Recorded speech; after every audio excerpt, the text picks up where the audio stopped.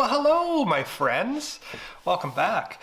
So, I hope that you've been kind of putting those tools to use that I've been talking to you about the last couple of videos. Now, this video is maybe something that you don't want to hear. However, if you look at it the right way, it's not that bad. The question I had when seeing my psychiatrist, what are they actually called? A therapist, psychiatrist? One second, I'll be right back with you. Let me just Google this. Oh, a therapist may have a master's degree, while a psychologist must possess a doctorate degree. Well, there you go.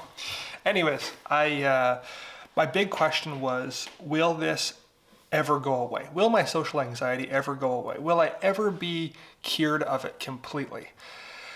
And the answer I got wasn't what I was looking for. And she basically said, it will never fully go away. You'll always be aware, you'll always be prone to social anxiety. However, the more and more you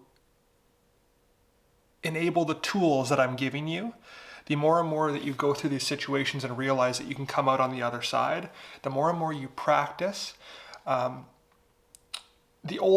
a lot of the times the older you get, the more you age, the less self-awareness and the less you care about what people think of you. All of that combined will make this anxiety very, very minimal. However, you will always have that little bit in the back of your head. Now, I know that's not what you want to hear, because I thought, oh, then what am I doing? Like, I'm gonna feel this way forever? I can promise you right now, you will not feel this way forever if you start using the tools and start challenging yourself in very small ways to get through the initial stages of the anxiety, the peak, and then come out the other end. When you start using those tools that I discussed in other videos, that is definitely going to minimize the anxiety that you have. So for an example, my anxiety started in grade 11.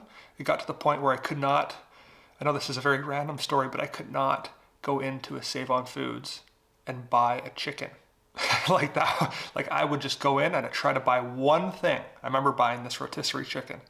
I went up to the counter, I had a complete meltdown, and I could not physically get the chicken out of the store. That's how bad my anxiety was. Fast forward over 14, 15 years, I am now a tour bus driver.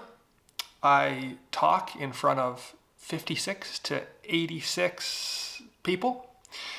I cannot get out of the situation that I'm in. So if I start to have an anxiety attack, I'm literally driving the bus and talking and everyone's behind me. Like, I can't escape the situation and just bail. And not too recently, I did have a bit of an anxiety attack while I was giving a tour. And I thought, okay, I mean, I can deal with this. It's uncomfortable. I made a joke. I was talking on the microphone, I made a joke and it did not go over well. And there was just like silence. You could hear a pin drop. And I was like, oh, that didn't feel good. And then as I continued to talk, I was thinking about that and I kept messing up what I was saying. And then I'm like, oh no.